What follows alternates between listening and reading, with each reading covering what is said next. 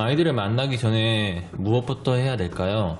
아이들을 만나서 이런 활동을 실천해야지, 이런 환경을 만들어야지, 이렇게 아이들을 만나는 기대감을 가지고 만나는 것도 참 중요한 일인 것 같습니다.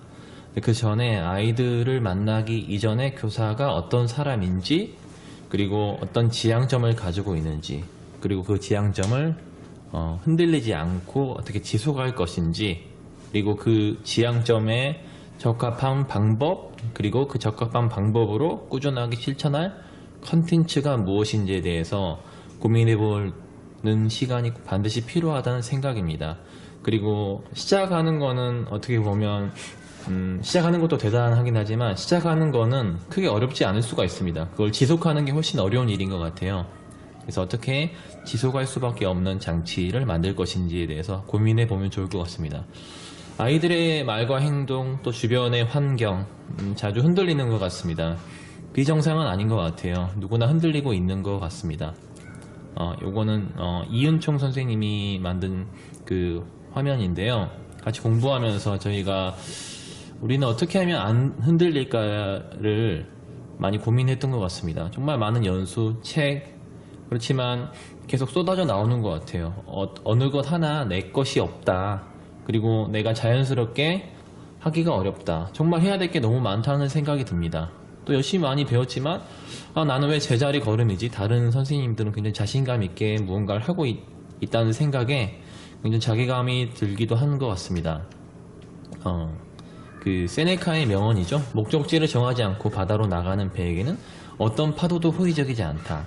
어떻게 생각해보면 우리가 흔들리는 이유 중에 하나는 목적지가 불분명하지 않았나 이런 생각도 해보게 됩니다.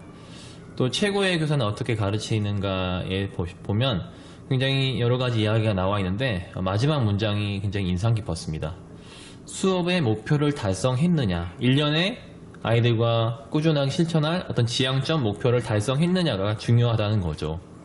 근데 여기에서 하나의 맹점 중에 하나가 목표가 과연 우리에게는 명확하게 있었나 입니다. 그래서 흔들리지 않게끔 우리의 Y를 생각해 보면 좋을 것 같아요. 제가 대구에 가서 최혜경 선생님을 만나서 여러가지 이야기를 나누는데 선생님이 저한테 했던 이야기가 아주 인상 깊었습니다. 왜 가르치는지, 그리고 내가 가르치려고 하는 내용을 아이들은 왜 배워야 되는지 먼저 고민해 보라고 하셔서 결국에는 Y구나, 어떤 가치구나, 지향점을 정하는 게 우선이구나 라는 것을 또 다시 한번 깨달았습니다. 그래서 우리도 간단하게 교실에서 실천할 수 있게끔 만들어 볼 건데요. 골든서클, 세계의 훌륭하고 영감 있는 리더들에게 있는 패턴이라고 합니다. 동기유발 전문가죠. 사이먼 시덱이 우리나라의 세바시, 미국의 테드에서 이야기했던 내용을 검색해서 볼 수가 있는데요. 가장 먼저 what에서 출발하면 그냥 what에서 끝난다는 이야기입니다. what, how, why까지 갈 수 없다는 거예요. 그래서 우리가 늘 열심히 하고 있는데도, 자료를 수집하고 있는데도, 수많은 책을 보고 연수를 듣는데도 끝나지 않고 계속 무언가를 해야 되는 이유인 것 같습니다. 그래서 우리는 why를 먼저 생각해 볼 필요가 있는 것 같아요. why, 왜 가르치는지에 대해서 한번 이야기해 보면 좋을 것 같은데요. 그렇게 해야 되는 이유가 좀 명확하게 설명되고 있는데, Y는 어떤 지향적 목표, 취지, 동기랑 관련된 것 같아서 결국에 사람을 움직이게 한다고 합니다. 그리고 그 Y를 지속하는 방법을 찾고 그 방법에 적합한 컨텐츠로 접근하는 게 조금 더 아이들을 만나서 일관성 있게 실천하는 데 도움이 된다는 거죠. 그래서 저는 저희 반의 Y를 생각해 봤어요. 나는 어떤 학급을 꿈꾸는가. 저는 아이들이 행복했으면 좋겠습니다. 근데 혼자 행복하기보다는 함께 행복했으면 좋겠어요. 교실에서 이렇게 함께 행복한 시간들을 보내고 나서 그 와중에 아이들이 세상을 살아가면서 필요한 것들을 배우고 익히는 시간이 많이 있었으면 좋겠습니다. 그래서 아이들이 저로부터, 그 다음에 학교로부터 자립하고 학교를 졸업했으면 좋겠습니다. 여기까지가 저의 이제 1차 목표예요. 함께 행복하는 게 1차 목표, 자립하는 게 2차 목표.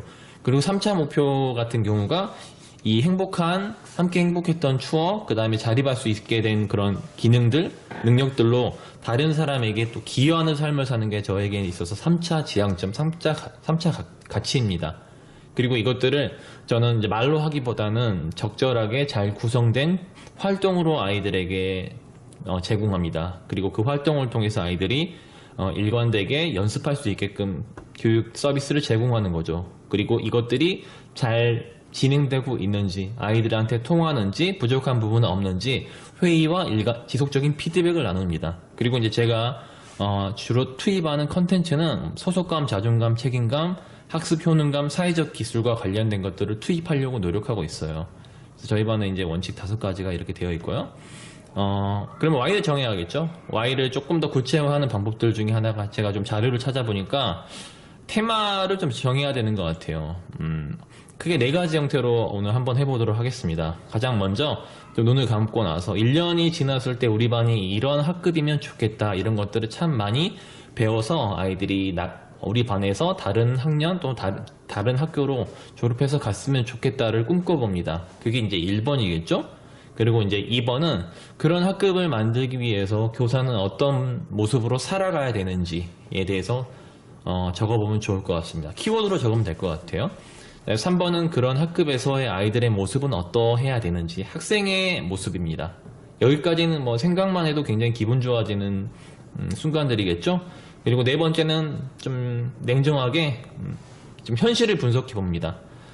구체적으로는 내가 지금 처한 상황, 여건, 내가 지금 능숙하게 사용할 수 있는 것들에 대해서 좀 분석해 보고, 그 다음에 나의 상태도 분석해 보면 좋을 것 같아요. 내가 어떤 강점을 가지고 있는지, 강점은 키워나가야겠죠? 그 다음에 나는 어떤 약점을 가지고 있는지, 약점은 줄여나가거나 줄여나갈 수가 없으면 약점이 강점을 발목 잡지 않도록 관리해야겠죠. 그래서 강점을 키워나가고 약점을 관리할 수 있는 방법에 대해서 고민해 보면 좋을 것 같습니다. 이런 식으로 좀 적어보면 좋을 것 같아요. 조금 이미지로 보시면요. 제가 2017년도에 아이들을 만나기 전에 작성했던 겁니다.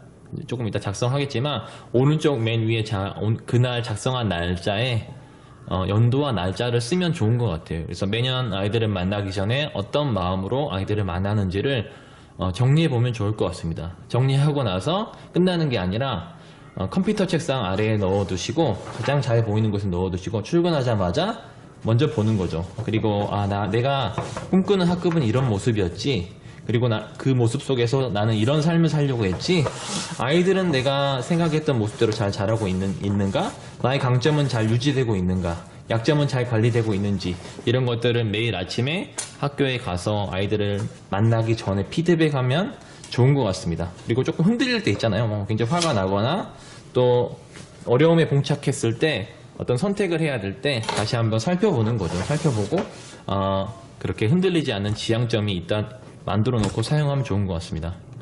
그리고 이제 이건 지금 보시는 거는 2018년도네요. 2017년도, 2018년도, 그리고 2019년도 1학년 아이들 만나기 전에도 했겠죠. 그리고 저는 이제 2020년도 3학년 아이들을 만나기 전에 또 작성해 볼 예정입니다. 제가 뭐 간략하게 작성을 해봤는데요. 좀 바꿀 거예요.